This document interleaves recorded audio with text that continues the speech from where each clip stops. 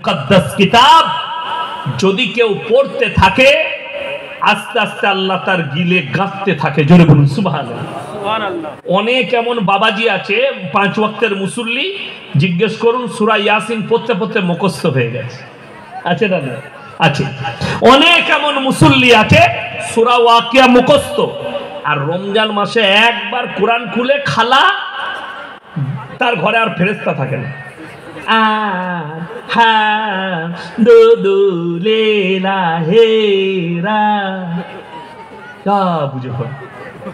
পুরো রমজান মাসে খালা 27 পারা পড়েছে থেকে থেকে, তারপরে 27-এর দিনে ইমাম সাহেবকে দিয়ে পাঠিয়েছে হাফেজ সাহেবকে, হাফেজ সাহেব আমার 3 পারা বাকি আছে, একটু পড়ে দিয়ে বক্সে দেবেন। দেখবেন ছোট ছোট কাগজে নাম লিখে মেয়েরা দিয়ে পাঠায়, আমার 1 খতম আমার খালুর নামে, আমার 2 খতম আমার চাচির নামে, আমার 3 খতম আমার বাপের নামে। আচ্ছা, গোটা গ্রামে 1000 মা যদি আমাকে দোয়া করতে দেয় কাগজে লেবে খালার নামে চাচুর নামে, তা আমাকে পাইকিরি দোয়া করতে হবে না? হবে না? রব্বানা আতিনা ফিদ দুনিয়া হাসানা ওয়া ফিল আখিরাতি হাসানা, আল্লাহ সবারই দোয়া করুন রহমতি করুন, আর প্রতি দোয়াই 10 টাকা করে। আমাদের সমাজে সব নামাজও পাইকিরি চলছে, পাইকিরি চলছে না? চলে নাই? হ্যাঁ, দেখবে রমজান মাস আসুক, যদি কোনো হাফেজ সাহেব একটু ধীর স্থির ভাবে পড়ে, নামাজে দেরি করে তারাবিতে, কি হাফেজ আন নিবে, দেখবেন স্পিড নাই, যে হাই স্পিড হতে হবে যেন ফেরেশতারাও খুঁজে না পায় মাল করছে কোথায়। এরা দোষ দেয় হাফেজের, হাফেজের দোষ নাই। একদিন যদি দেরি করে দেয়, বাইরে বেরি মুসল্লি গটা ঝামেলা, আগে রাখতে হতো না, হাফেজটাকে বেকার রেখেছিস বলে, কেন স্পিড না, 40 মিনিটে নামাজ শেষ হবে, আল্লাহু আকবার মালিক এরা বললে ফুটিয়ে দিলে দারুণ হাফেজ। ফেরেশতারা বলছে তুরাই জানিস, আমরা তো বুঝতে পারি না মাল পড়ছিল কোথায়। এই তো সমাজের নামাজ। আর অথচ কোরআনে আছে আল্লাযীনা হুম ফি সলাতিহিম খাশিউন, নামাজ পড়লে ধীর স্থির ভাবে পড়ো। আমাদের নামাজ তো ওই জন্য রাসূল বলেছেন, রাসূল সাল্লাল্লাহু আলাইহি সাল্লাম বলেন ফাইন্নাহু ইয়ারাক, তোমরা নামাজের দাঁড়ালে মনে মনে ভাববে আমি আল্লাহকে দেখতে পাই বা না পাই, আমার আল্লাহ আমাকে অবশ্যই দেখছে।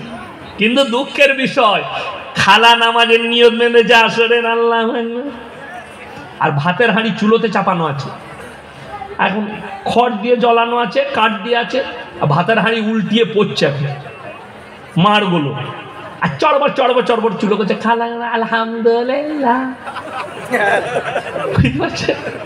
ও ভাতের হাঁড়ি দেখছে, ভাতের হাঁড়ি আর নামাজ একসাথে, নামাজ কেমন হবে? আমাদেরও নামাজ চাই, দোকান করেছে একটা নিয়ে, আমাদের দেশের লোকের অভ্যাস হচ্ছে ঠিক একামত চালু হবে তখনই ছুটবে মসজিদে ঢুকার লেগে, ঠিক কিনা? শুরু হয়েছে আল্লাহু আকবার আল্লাহু আকবার, ই তখন তাড়াতাড়ি গিয়ে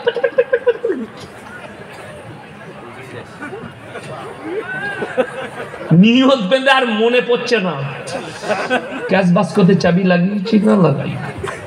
নামাজটা কেমন হবে? ক্যাশ বাস্ক আর নামাজ একসাথে, ওই রকমই নামাজ হবে। ওই জন্য রাসূল সাল্লাল্লাহু আলাইহি সাল্লাম বলে দুনিয়ার হাজত সেরে নিয়ে নামাজে দাঁড়াও। মা, তোমার ভাত হয়ে গেলে তারপরে নামাজটা পড়ো, আর তা না হলে ভাতটা নামিয়ে দিয়ে নামাজটা আদায় করো। দুটোর মধ্যে একটা কাজ ফেলে রেখে ওই নামাজ হবে। এই আমি তখন তাল বিলিম, বুঝতে পারলে, ছুটিতে আসতাম, ইমাম সাহেব না থাকলে আমাকে বলতো ইয়াসিন নামাজটা পড়িয়ে দেবে। তো আমি একবার নামাজ পড়তে যাচ্ছি আসরে, তো পুকুরের পাড়ে এক দাদির ঘর, দাদি দেখছি নামাজের নিয়ত বেঁধেছে আল্লাহু আকবার।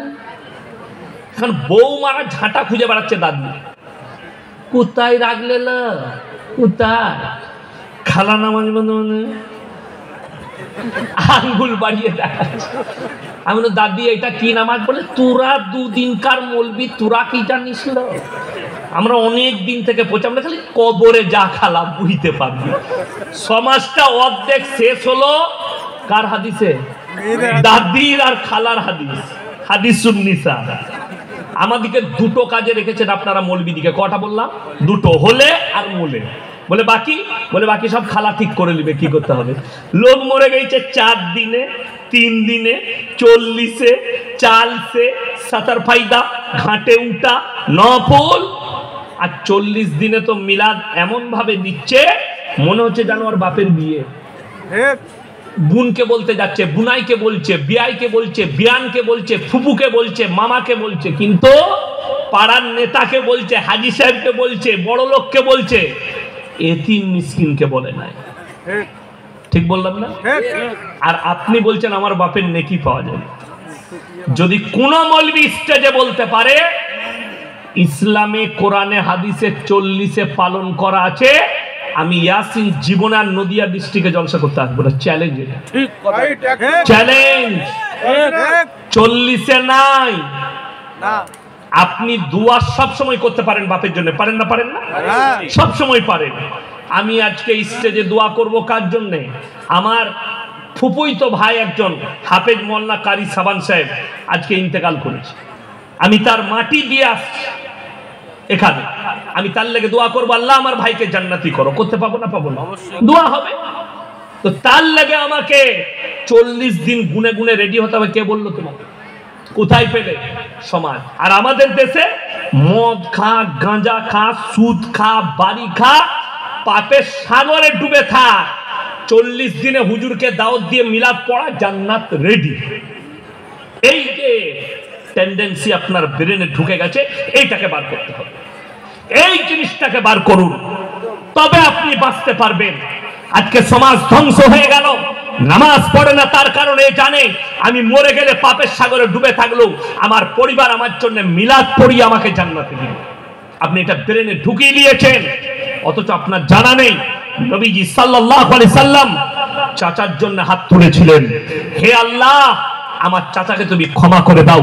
আল্লাহ অর্ডার দিলেন, নবীজিকে নিষেধ করলেন, মা কানা লিন নবী ওয়াল্লাযিনা আমানু আন ইস্তাগফিরু লিল মুশরিকিন ওয়ালাউ কানু উলি কুরবা।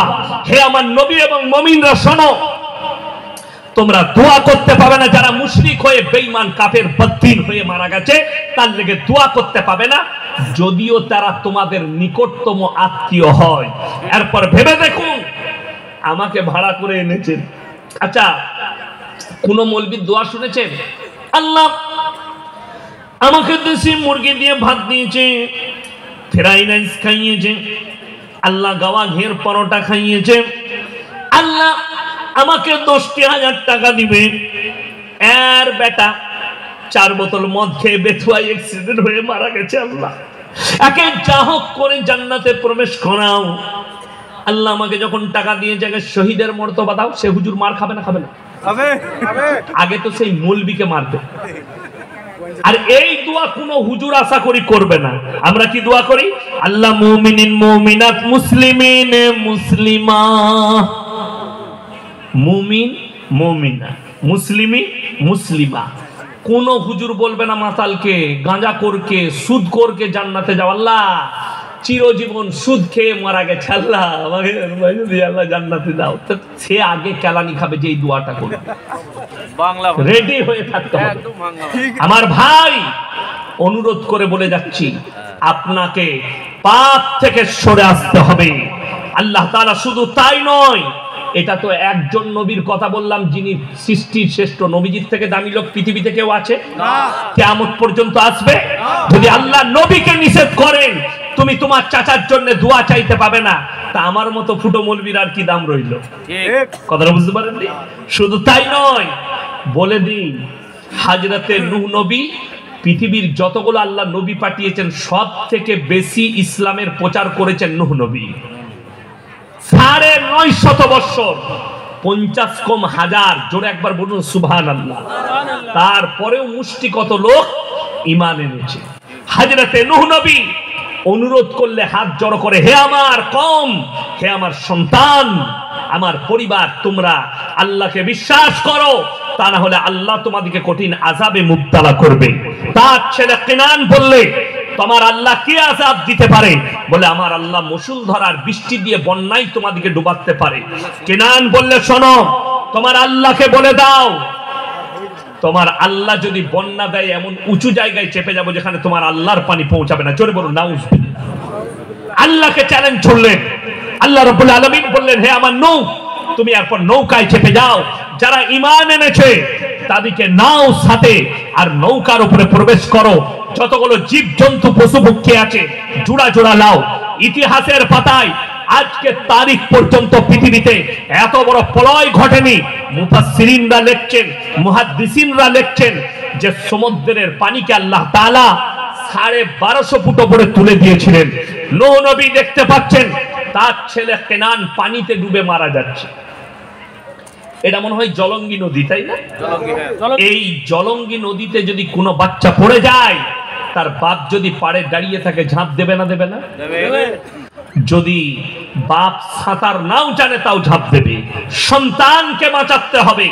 হযরত নূহ নবী আল্লাহর কাছে হাত তুলে বসলেন আর বললেন, লা আসিমাল ইয়াউমা মিন আমরিল্লাহ। ওগো আল্লাহ, এ আমার অরসজাত পুত্র, আমার কষ্ট হচ্ছে, আল্লাহ তুমি আমার সন্তানকে বাঁচিয়ে দাও। আমার আল্লাহ ধমক দিলেন, লামিনাল খাসিরিন, যে আমাকে মানেনি, আমার নবীকে মানেনি, আমার দ্বীনকে মানেনি, তার জন্য আমার কাছে দোয়া করো না। তুমি যদি আর একবার দোয়া করো, আমি তোমাকেও ক্ষতিগ্রস্তদের মধ্যে ফেলে দেব। এটা কোরআন। আল্লাহ ধমক দিলেন নূহ নবীকে, হাত নামিয়ে নাও, দোয়া করতে পাবে না। নূহ নবী সন্তানের জন্য দোয়া করতে পায়নি, আল্লাহ নিষেধ করলো। আর তুমি বলছো হুজুর সাহেবকে দাওয়াত দিয়ে জান্নাতে যাও। বড় কষ্ট লাগে। শোনো, যদি জান্নাতে যেতে চান সবাই বলুন আজ থেকে নামাজি মুমিন হব। জোরে বলুন ইনশাআল্লাহ। নামাজি হন, মুমিন হন। আমাদের দেশটা অর্ধেক ধ্বংস হলো এক শ্রেণীর হুজুরদের দ্বারা। একদম রাইট। আমার ভাই, গল্প আর গুজব এই স্টেজগুলো অনেকজন বলে হুজুর সুর দিয়ে বক্তব্য দিয়ে, সুরে জলসা শেষ, বুঝলি কি? বুঝি নাই কিছু, হুজুরের গলাটা খালি ভালো ছিল, দিয়ে শেষ। আর যদি 3 কিলোমিটার টেনে বায়ান করে, মায়েরা কি বলে জানেন? কি গলা না, দারুণ গলা, বুঝলি কি? বুঝে নাই কিছু। আমি মাসখানেক আগে হুগলি ডিস্ট্রিক্টে জলসা করছি, আমার থেকে অনেক সিনিয়র বক্তা, জুনিয়র, অনেক জুনিয়র। তখন বুঝতে পারলাম তার বক্তব্য শুনে, সে মোবাইলে পাস করা মৌলবি। কিসে পাস করা বললাম? মোবাইলে পাস করেছে। শুনেলেন এমন একটা কথা বলছে যার দ্বারা কোরআন বিরোধী হচ্ছে, রসুল বিরোধী। আচ্ছা বলুন, বড়পীর আব্দুল কাদের জিলানী রহমতুল্লাহ আলাইহির দাম বেশি না আল্লাহর কাছে রসুলের দাম বেশি? আল্লাহ রসুল সাল্লাল্লাহু আলাইহি সাল্লামের দাম অনেক বেশি। শুধু তাই নয়, বড় পীরের থেকে সাহাবীদের মূল্য বেশি। ঠিক কি না? কথা বলে। কিন্তু বড় কষ্ট লাগে। ঘটনা শুনবেন। বাবাজিরা, মায়েরা, বোনেরা 4 কিলোমিটার টানছে। আর আমি চিন্তা করি, আল্লাহ এই মূর্খ লোকগুলো দিন না থাকার কারণে, কোরআন হাদিসের জ্ঞান না থাকার কারণে এরা জোরে কি বলছে? সুবহানাল্লাহ। বুঝলি কি? বুঝে না কিচ্ছু। খালি ও বুঝেছে হুজুরের গলাটা ভালো। হুজুর যে ঘটনাটা বলছে মারাত্মক। কি ঘটনা বলছে? বাবাজিরা, মায়েরা, বোনেরা, বড় পীর আব্দুল কাদের জিলানী রহমতুল্লাহ আলাইহি দস্তরখানে খানা খেতে বসেছেন। বাবাজিরা, দেশি মুরগি দিয়ে ভাত খাচ্ছেন বড় পীর, এবং সেই হাড্ডিগুলো একদিকে বড় পীর রাখছেন। আমরা হাড্ডিগুলো এক জায়গায় রাখি না? রাখি না। ওগুলো তুলে ফেলে দেওয়া হবে। বড় পীর খেতে গেলে হাড্ডিগুলো একদিকে রাখছেন। তেনার মুরিদ বললেন, বাবা আপনি যে এই হাড্ডিগুলো রাখছেন কিসের জন্য? বড় পীর বললে, বাবা আমি যে মুরগিটা খাচ্ছি, এই মুরগিটাকে আবার আমি জীবিত করার ক্ষমতা রাখি। নাউজুবিল্লাহ বলো। এত বড় বাতিনি কথা। আমি চ্যালেঞ্জ ছুড়লাম এই কোটা নদিয়া ডিস্ট্রিক্টের মৌলবীদিকে, কেউ যদি একটা যায়ীফ হাদিস বার করতে পারে, আল্লাহর হাবিব সাল্লাল্লাহু আলাইহি সাল্লাম দুম্বার মাংস খেয়েছে, দুম্বাকে জীবিত করেছে, একটা হাদিস দেখাও। আল্লাহর নবী সাল্লাল্লাহু আলাইহি ওয়াসাল্লাম বকরির মাংস খেয়েছে, এই বকরিকে জীবিত করেছে, একটা দেখাও। এই মিথ্যা কাহিনীর জন্য আজকে যদি বড় পীর আব্দুল কাদের জিলানী রহমতুল্লাহ আলাইহি জীবিত থাকতেন, এদিকে কাফের ফতোয়া দিত।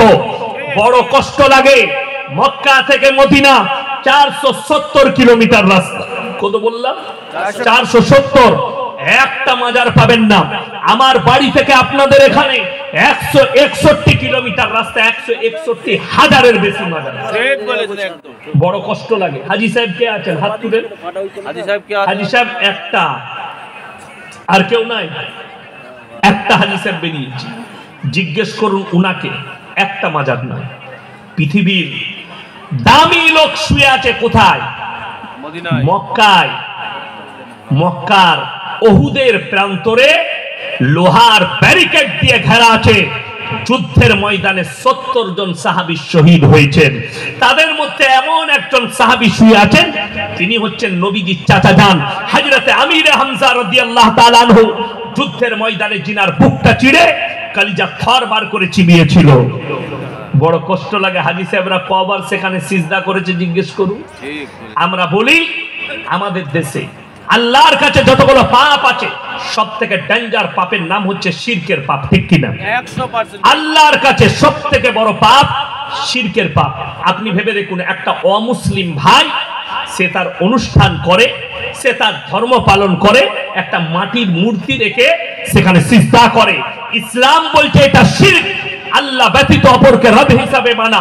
অথচ আমি দেখিয়ে দেবো এই নদিয়া ডিস্ট্রিক্টে, এই বর্ধমান ডিস্ট্রিক্টে, এই বাঁকুড়া, পুরুলিয়া, মুর্শিদাবাদ জেলায়, এই পশ্চিম বাংলার মাটিতে দেখিয়ে দেবো গাছের তলায় মাটির ঘোড়া রেখে হারাম করে চাদর টাঙ্গিয়ে সিজদা করছে, বলছে এখানে পীর আছে। আমার ভাই, ওই ওরা সিজদা করলে যদি শিরক হয়, তুমি মাটির ঘোড়ার সামনে কি করে সিজদা করবে? কোরআন আমাকে গালি দেওয়ার আগে বাড়িতে মানে কোরআন খুলবেন, যদি না থাকে যার কাছে আছে তার কাছে কালেক্ট করবেন। আমি বলে যাচ্ছি, পারা নম্বর 17, কত বললাম? 17 একবারই শেষ রুকু, শেষ পৃষ্ঠা। কোন পৃষ্ঠা বললাম? একবারই শেষ রুকু, শেষ পৃষ্ঠা। ইয়া আইয়ুহান নাসু যুরিবা মাতালুন ফাসতামিউ লা ইন্নাল্লাযীনা তাদউনা মিন দুনিল্লাহি lan yakhluqu dubaban wala bijtama'u la wa yaslubuhumud dubabu shay'an la yastankiduhu min। হে আমার নবী, পৃথিবীর মানুষকে বলে দাও, তোমরা যাদের কাছে ভালো মন্দ চাও তাদেরকে একবার জিজ্ঞেস করো, তারা একটা মাছি পর্যন্ত সৃষ্টি করতে পারে না। মাছি সৃষ্টি অনেক দূরের কথা, মাছি যদি তাদের কাছ থেকে কোনো জিনিস ছিনিয়ে নিয়ে যায়, সেটা উদ্ধার করার মতো ক্ষমতা নেই, তারা শক্তিহীন। আর আমি আল্লাহ হচ্ছি শক্তিশালী। জোরে বলুন সুবহানাল্লাহ। আজকে আমরা মানুষ তো, আমি ইয়াসিন বেঁচে আছি, এখন আমার শক্তি বেশি না, আমি মরে গেলে শক্তি বেশি হবে? কথা বলে না? এখন আমাকে কেউ মারতে এলে আমি অ্যাটাক করতে পারবো। আপনি যদি এখন আমাকে কেউ বলে হুজুর আমাকে 100 টাকা দেন, আমি পকেট থেকে বার করে তাকে দিতে পারবো না? পারবো না বাবা? আচ্ছা, মরে গেলে দিতে পারবো না? পারবো না। আমি দেখি দিয়ে আমাদের দেশের লোক কবরে গিয়ে বলছে বাবা পয়সা দাও, বাবা আমাকে ছেড়ে দাও, বাবা আমাকে সম্পদ দাও। ই মাজারে চাইছে, মাজার থেকে বেরিয়ে লাইনে দাঁড়ালো, দুদিকে রাস্তায় যাচ্ছে, ভিখারি বসে আছে, আল্লাহকে নামতে দেবে, আল্লাহকে নামতে। কেন? এই ভিখারিটাও জানে টাকাটা মাজারে বাবার কাছে নাই, তোর পকেটে আছে। ঠিক কথাটা বুঝতে পারেননি? বড় কষ্ট লাগে। আল্লাহর কবরে চাদর চড়ানো জায়েজ বলে, আল্লাহর রসুলের কবরটা আসমান পর্যন্ত হিরে মতি মুক্ত চাদরে ঢেকে যেত, ঠিক কিনা? আল্লাহ রসুলের কবরে জায়েজ নেই। পৃথিবীর আর কোন মৌলবি মুল্লা পীর ফকিরের কবরে জায়েজ হবে না। সবাই আমার সঙ্গে একবার বলুন তো, লা ইলাহা ইল্লাল্লাহ। সবাই বলুন লা ইলাহা ইল্লাল্লাহ। একজনও কই লাফালে না। আর বাংলাদেশে চলুন, হুজুর বলছে লা ইলাহা ইল্লাল্লাহ, শালা ইস্টে নিচে থেকে উপরে হুজুরের মাথার উপর, লুঙ্গি একদিকে, আন্ডারপ্যান্ট একদিকে, সে একদিকে। নাউজুবিল্লাহ। আপনি এটাকে দিন মনে করছেন? দিন এটা নয়, এরা ইসলামের মজাক বানিয়ে রেখেছে। অনেক অমুসলিম ভাই ইসলামকে টোল করছে। সবাই আপনাদেরকে বলে যাচ্ছি, আল্লাহর কসম খেয়ে বলছি, ইসলাম সত্যর উপরে টিকে আছে, ঠিক কিনা? কথা বলেন, মিথ্যার উপরে নয়। আপনি মিথ্যা বানিয়ে রেখে দিয়েছেন গল্প গুজবের দ্বারা। ইসলাম মিথ্যার উপরে টিকে নেই, সত্যর উপরে। আল্লাহ রাসূল সাল্লাল্লাহু আলাইহি সাল্লাম সত্যর প্রচার করেছেন, ন্যায়ের প্রচার করেছেন, শিরকের বিরুদ্ধে বলেছেন। যতগুলো নবী আর পয়গম্বর আল্লাহ পাঠিয়েছেন পৃথিবীর বুকে, সকলের প্রথম তবলিগের নাম ছিল এক আল্লাহর উপরে বিশ্বাস, অনেকগুলোর উপরে নয়। আজকে মৌলবীদের কাছে আমার আব্বাজি 55 বছর জলসা করেছেন। এই ময়দানে আমি জলসা করে গেছি, তখন সোশ্যাল মিডিয়া ছিল না। মরহুম বাবাজি আমার গোলাম আহমদ মুর্তজা সাহেব আর আমি, আমার মনে আছে তখন আমি মারুতি সুজুকি সুইফট গাড়ি নিয়ে এসেছিলাম। আমি রাতের বেলায় ছিলাম, তারপরের দিন আমার জলসা মুর্শিদাবাদে ছিল। আমি মুর্শিদাবাদ এখান থেকে গিয়েছি। আমার মনে আছে ওই গোলাম আহমদ মুর্তজা সাহেব মরহুম, আল্লাহ জান্নাতি করুক, বলুন আমিন। আমার আব্বাজি একদিন ঘটনা শোনাচ্ছিল, মেদিনীপুরে এক জায়গায় জলসা করতে গেছি আমি আর গোলাম আহমদ মুর্তজা সাহেব। বললে এই ঢোল পাটিরা, এই কবর পূজারীরা বেরিয়ে জেনারেটর ভেঙে দিলে এই দুজনকে জলসা করতে দেব না। রাতের বেলায় মাঠে মাঠে 15 কিলোমিটার হেঁটে এসেছি। সেই গ্রামে আমি 3 বার জলসা করেছি। আল্লাহর কৃপায় আল্লাহ তাদেরকে পরিবর্তন করে দিয়েছে। জোরে বলুন সুবহানাল্লাহ। ইনারা ময়দান তৈরি করেছেন, যুদ্ধ জিহাদ করেছেন, কিন্তু নিজের জায়গা থেকে লড়েনি। আজও পর্যন্ত মৌলভী শওকত সাহেব নিজের জায়গায় স্ট্যান্ড হয়ে দাঁড়িয়ে আছে। শিরক আর বেদাত থেকে এক চুল লড়া যাবে না। নিজের জিন্দেগিটা গুজারে দিলেন, কিন্তু লড়েনি, এতটুকু লড়নচরণ করেনি। হে আমার মুসলমান ভাই, হে আমার দিনদার ভাই, আপনি কি করে ভাবছেন যে আল্লাহ ব্যতীত অপরকে রব হিসাবে দাঁড় করাবো? আজকে ভারত, বাংলাদেশ আর পাকিস্তান, এই 3টে জায়গায় রমরমিয়ে শিরকের কাজ চলছে, রমরমিয়ে বেদাতের কাজ চলছে, কবরের সিজদা চলছে, আল্লাহ ব্যতীত কবরের কাছে ভালো মন্দ চাওয়া চলছে, আল্লাহ ব্যতীত কবরে গিয়ে সিজদা করছে, গাছতলায় গিয়ে সিজদা করছে। ঝড় দিলে যে গাছটা ভেঙে পড়ে যাবে, সেই গাছটার গোড়ায় কি করে তুমি বিশ্বাস করে সিজদা করলে? এখনই যদি ঝড় আসে, আমার মতো ইয়াসিনের অস্তিত্ব থাকবে না। ঠিক বললাম না ভুল বললাম? আমেরিকার দিকে তাকিয়ে দেখো, কত গাছ, এই গাছটা ঝড় দিলে ভেঙে যাবে, বৃষ্টি হলে নষ্ট হবে। এই গাছটা যদি পড়ে যায় উপর থেকে নিচে, এর অস্তিত্ব শেষ হবে। আর তুমি গাছের তলায় পীর আছে বলে গিয়ে সিজদা দিচ্ছ। হাই রে মুসলমান! একটা অমুসলিম ভাই আজকে আমাদের কাছে কি প্রশ্ন আসে জানেন? জলসায় গেলে, হুজুর আমাদিকে আমরা পুজোর প্রসাদ খেতে পাবো কিনা, অমুসলিম ভাইদের অনুষ্ঠানে যেতে পাবো কিনা। অনেক লোক মনে করে এদের মধ্যে সম্প্রীতি নেই। এই আরামবাগ টিভি শফিকুল, সে মনে করছে ইয়াসিন সাহেব সম্প্রীতি নষ্ট করছে। এই হারামখোরের আওলাদকে বলতে চাই, শোনো, সম্প্রীতি আমাদের কাছে শিখো। আমি বেলডাঙ্গার মাটিতে বলে এসেছি, ওয়ালা তাসুব্বুল্লাযীনা ইয়াদউনা মিন দুনিল্লাহি ফায়াসুব্বুল্লাহা আদওয়াম বিগাইরি ইলম। তোমরা তাদেরকে গালি দিও না, তাদের দেবদেবীকে গালি দিও না যারা আল্লাহ ব্যতীত দেবদেবীর উপাসনা করছে। তার ধর্মকে গালি দিও না, সে অজ্ঞাত অবস্থায় তোমার আল্লাহকে গালি দেবে। ইমানদারির সঙ্গে বলবেন, আমার প্রায় আমার 1.5 ঘন্টার কাছাকাছি 1 ঘন্টা 15 মিনিট বলা হয়ে গেল, আমি একবারও কারুর দেবদেবীকে গালি দিলাম না? কথা বলেন। আর আমার জীবনে আমার 1 লাখের বেশি জলসা ছুটছে। আর যারা মনে করছেন এটা ভাইরাল বক্তা, না, আমি আজকের বক্তা নই। যখন সোশ্যাল মিডিয়া ছিল না, তখন আমি এই মহেশনগরের মাটিতে আমি জলসা করে গেছি। তখন এই ইউটিউব ছিল না। কি নাম করলাম? মরহুম গোলাম আহমদ মুর্তজা সাহেব আর আমি এই ময়দানে, এই স্টেজে একসাথে জলসা করে গেছি। আজকে আমার 17টা বছর হচ্ছে এই জলসার স্টেজে। আমার ভাই, ভাইরাল আমি আজকের লয়, বক্তা আমি আজকের লয়। আমি আজকে 17 থেকে 18টা বছর বয়ান করছি স্টেজে। এই স্টেজের ওপরে আছি, আমি আমার জায়গা থেকে স্ট্যান্ড ভাবে দাঁড়িয়ে আছি।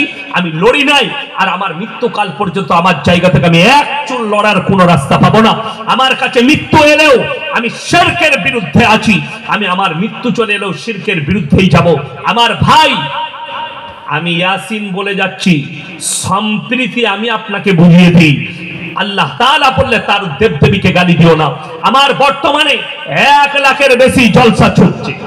এই যে ইউটিউবার গুলো দেখছেন, ইনাদের বাড়ি কোনো নদিয়া ডিস্ট্রিক্ট নয়, 250 কিলোমিটার দূর থেকে এসছে, উত্তর 24 পরগনা থেকে এসছে রেকর্ডিং করতে। এরা রোজ ছুটে আমার পেছনে, 1 লাখের বেশি জলসা ছুটছে আমার। একটা যদি প্রুফ বার করতে পারেন কারো দেবদেবীকে গালি দিয়েছি, কারো ধর্মকে গালি দিয়েছি, আমি আর জীবনে বক্তব্য দেবো না। এটা আমার চ্যালেঞ্জ রইল আপনাদেরকে, যদি অ্যাকসেপ্ট করতে পারেন আর এক্ষুনি দেখাতে পারেন, আমি স্টেজ থেকে আমি এই জলসার খরচা দিয়ে নেমে যাবো ইনশাআল্লাহ। কিন্তু কেউ যদি খুঁচায় তা তাকে ছাড়ি না। একটা ছেলে আমাকে অমুসলিম ভাই একদিন ফোন করে প্রশ্ন করেছে, হুজুর একটা প্রশ্ন আছে, মানে বলো, উত্তর দিবেন? আমি দেবো। বলে কি প্রশ্ন? ভাই আপনারা গরুর মাংস খান? আমি খাই। গায়ের মাংস? দিয়ে বললে দুধ খান? আমি খাই। আমাকে বলে মায়ের দুধ খান? আমি খাই। বলে মায়ের গোশ খান না কেন? আপনার সব দারুণ কথা। আমি উত্তর দেবো? বলে হ্যাঁ। আমি কিন্তু ফোন কেটে পালাবি না, আমাকে গালি দিবি না। বলে কেন? আমি আমার কথা কিন্তু ইনজেকশন, আমি এমনি গাল খাওয়া বক্তা, তুই কিন্তু গাল দিবি না। বলে না না আমি ফোন কাটবো না। আমি বললাম তুমি গায়ের মুখ খাও? বলে হ্যাঁ। গোবর খাও? হ্যাঁ। আমরা মায়ের গু আর মুখ খায় না কেন? সে তখন আমাকে মা বোন তুলে গাল দিচ্ছে। তো সে উত্তর প্রশ্ন করেছে, আমি উত্তর দিয়েছি। বিশ্বাস করুন 2 বছর আগে আমাকে মেদিনীপুরে প্রশ্ন দিয়েছিল একজন যুবক, কি হুজুর শিবলিঙ্গ নিয়ে আপনি কিছু বলুন। আমি বললাম শোন, আমি যে ধর্ম সম্পর্কে পড়িনি আমি আলোচনা করতে পারবো না। শিবলিঙ্গ সম্পর্কে আমার কোনো জ্ঞান নেই, অর্থাৎ এই নিয়ে আলোচনা করার আমার কোনো অধিকার নেই। আমি করলে অমুসলিম ভাইরা কষ্ট পাবে, আমি উল্টো কথা বলবো, একটাও ভালো কথা বলতে পারবো না, অর্থাৎ তাদেরকে কষ্ট দেওয়া হবে। যদি বলিস তোর লিঙ্গ নিয়ে, তাহলে কথা বলতে পারবো, কিভাবে কাটবি, কিভাবে পানি লিবি, ওইটা আমি বলে দিতে পারবো, কিন্তু শিবলিঙ্গর গল্প আমি জানি না। আমি কেন বলবো? তারা কষ্ট পাবে কেন? মুসলিম ভাইদিকে আমি কষ্ট দেবো? আমার একটা জলসা পাবেন না, কিন্তু কেউ প্রশ্ন করলে তাকে কিন্তু ছেড়ে কথা বলি না। কেউ যদি ঠেস পৌঁছায়, যেমন কিছুদিন আগে বাগেশ্বর ধাম বাবা ধীরেন্দ্র শাস্ত্রী তিনি आम भावे বলেছেন मुसलमान के दुकान से कोई सामान मत खरीदो। आमी बाबा के बोललाम बाबा आप दोगलेपन कर रहे हैं, ये बाबा पखंडी बाबा है। बाबा ने खुद कहा था एक इंटरव्यू में, सवाल किया भाई आपका बहन का जो शादी हो रहा था पता चला किसी ने पैसा नहीं दिया? बोले नहीं, मेरे रिश्तेदारों ने किसी ने पैसा नहीं दिया। मेरा एक दोस्त था, मेरा एक मित्र था मुसलमान, उन्होंने 20,000 रुपया मेरे को उधार दिया था मेरे बहन के शादी के लिए। बाबा वाह, बड़ी अच्छी बात है। अपने बहन के शादी के लिए मुसलमान के पैसा से शादी करा सकते, लेकिन कोई हिंदू भाई मुसलमान के दुकान से मत खरीदो, ये अच्छी बात कहा। अब ये सोच लो जितने भी मुसलमान कंट्री है वो लोग अगर कहेंगे कि इंडिया का गोश्त नहीं लेंगे तो हमारे देश के मंत्री लोग रोएंगे। যতগুলো চাল স্পট হচ্ছে, যতগুলো চালের ফ্যাক্টরি আছে, রাইস মিল বালারা যারা কন্ট্যাক্ট পেয়েছে বিদেশে, অমুসলিম ভাইদের রাইস মিল, তারা তাদের ব্র্যান্ডের উপরে আরবি ইসলামিক নাম লিখেছে, তবে মুসলমান রাষ্ট্রগুলো কিনছে। তারা দেখে না এটা কোন ধর্মের। আমার ভাই আপনাকে বলে যায় সম্প্রীতি নেবেন। সম্প্রীতি হচ্ছে রাসূল আকরাম সাল্লাল্লাহু আলাইহি সাল্লাম বললেন, তোমরা দেখো না তোমার বাড়ির পাশে কে বসবাস করছে, সে দলিত হোক, হিন্দু হোক, আদিবাসী হোক, খ্রিস্টান হোক, ক্ষুধার্ত হলে খাবার দাও, বস্ত্রহীন হলে বস্ত্র দাও, বিপদে পড়লে পাশে দাঁড়াও। জিজ্ঞেস করো না কোন জাতের। বড় কষ্ট লাগে। নবী আকরাম সাল্লাল্লাহু আলাইহি সাল্লাম বললেন, তোমরা মুমিন হতে পারবে না ততক্ষণ পর্যন্ত তোমার কাছ থেকে তোমার প্রতিবেশী যতক্ষণ পর্যন্ত সুরক্ষিত নয়। আমার ভাই, এইটার নাম সম্প্রীতি। তোমার বাড়ির পাশে হিন্দু হোক আর যেই হোক, ক্ষুধার্ত হলে তাকে খাবার দাও, বস্ত্রহীন হলে বস্ত্র দাও, বিপদে পড়লে পাশে দাঁড়াও। কিন্তু তার মানে এটা নয় তার অনুষ্ঠান হবে, শিরকের অনুষ্ঠান হবে, তুমি যোগদান করবে। আল্লাহ কোরআনে বললেন লা ইলাহা উলাই ওয়া লা ইলাহা উলা, তোমরা দুটো নৌকায় পা দিও না। তাদের পুজোর অনুষ্ঠান হবে, আপনার দায়িত্ব, আপনার দ্বারা যেন কষ্ট না পায়। আমাদের দেশের কিছু লোক বলছে এই মৌলবীরা মূর্খ, ধর্ম যার যার, উৎসব সবার। আহা, কথাটা মারাত্মক কথা। আমি তাইলে বলবো কুরবানির সময় ডাকবো গরুর ঠ্যাংটা ধরবি আয়, কথাটা বুঝতে পারেননি? কষ্ট দেওয়া হবে। আমাদিকে ডাকা হয়, বাজাপ্তা থানাওয়ালা ডাকে, থানার আইসি আমাদিকে ডাক করে, ডিএম ডাক করে, বিডিও অফিসার আমাদিকে ডাক করে, দেখে কি বলে, স্যার আপনারা বার্তা দেন। আমরা মৌলবীরা কি বার্তা দিই? তোমরা যখন কুরবানির সময় প্রাণীটা জবাহ করবে, ময়লাটা পরিষ্কার করবে, মাংস আত্মীয় বাড়িতে পাঠালে ভালো করে প্যাকেট করে পাঠাবে। কেন? ইসলাম কেউ কি কষ্ট দিতে শিখায়নি, তোমার দ্বারা যেন কেউ কষ্ট না পায়। এটা রাসূল আকরাম সাল্লাল্লাহু আলাইহি সাল্লামের আদর্শ, আমরা শিক্ষা দিই। আর তুমি বলছো, বোম্বে থেকে ফোন করে আমার এক বন্ধু বলছে হুজুর দেওয়ালির মিষ্টি খাওয়া যাবে না, যাবে না। আমি বললাম হারাম। কথাটা বুঝতে পেরেছেন না পারেননি? পুজোর প্রসাদ কেন হারাম আপনাদেরকে বলে যায়।